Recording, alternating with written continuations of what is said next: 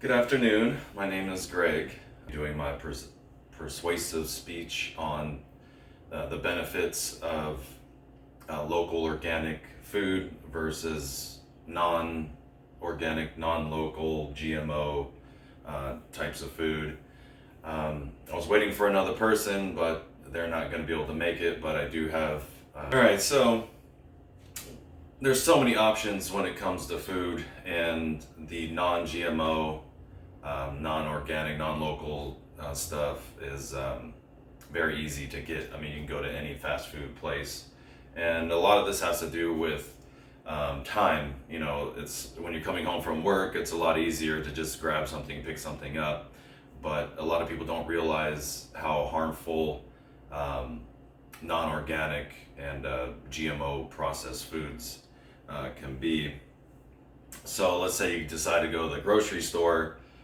You don't want to cook, so you go there and you start looking at all the different foods. There's multiple different types of food at the grocery store. There's regular food, there's organic, there's local organic.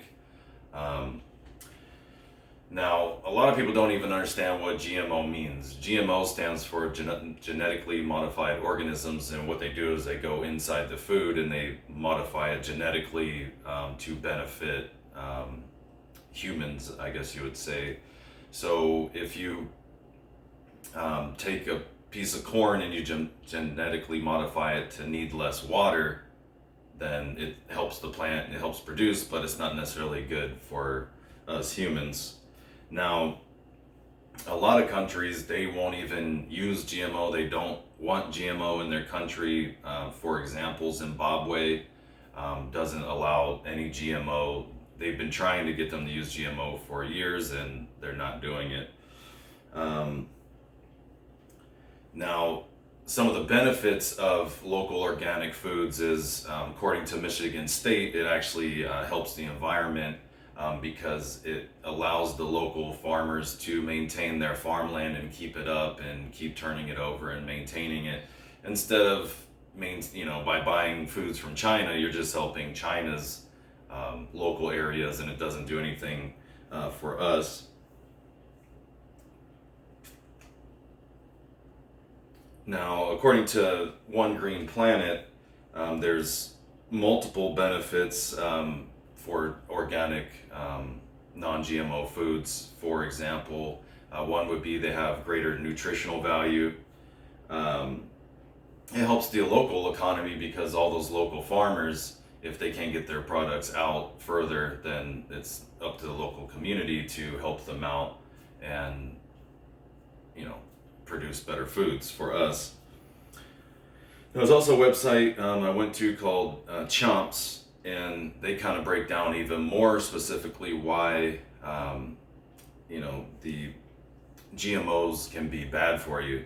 One example is they produce new toxins leading to resistant bugs. So when they're changing these plants, they're also changing the things that are affected by those plants, like bugs, animals, other things eating them that will hurt the local area. There's also super weeds now because they're resistant to herbicides. They've been using all kinds of different herbicides, and they're getting used to it, and they're becoming super weeds. Basically, they can't kill them off. Sort of like our flu bugs that we keep getting vaccinated, and they come out. There's new strains of the flu because we keep getting vaccinated. It's very similar when it comes to local organic foods that are being modified.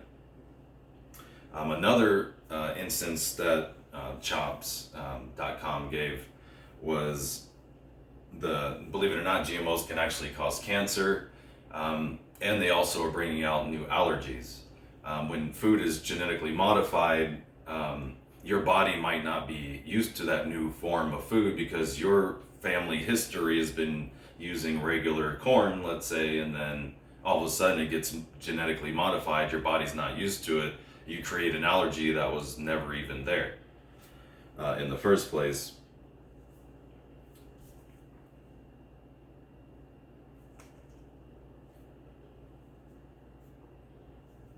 Now, really in conclusion, because I think we have a good idea that, GMOs aren't the best for you. In conclusion, just, take a look when you go to the grocery store, compare labels.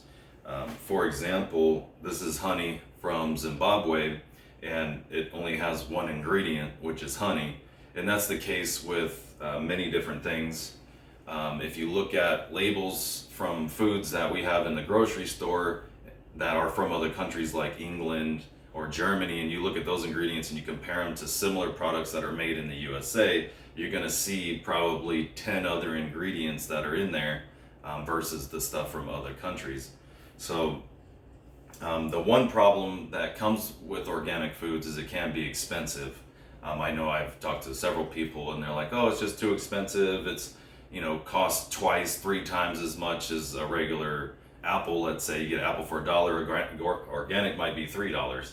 So that can put a strain on people. And what I tell them is, you don't have to fully go to organic. It's really what you do most of the time. So everybody likes In-N-Out burgers here and there. That's fine every once in a while. But if that's your main staple of food, it's not good.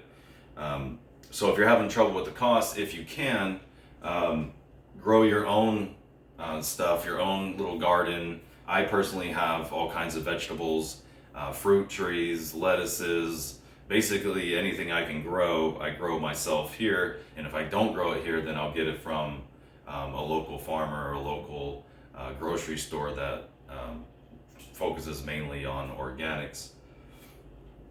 But at the end of the day, the bottom line is, if it comes to costs, what's your life worth to you? Is it worth extending your life, having a healthier, happier life, healthier and happier life for your family, because they're also going to be eating the benefits of organic and local foods.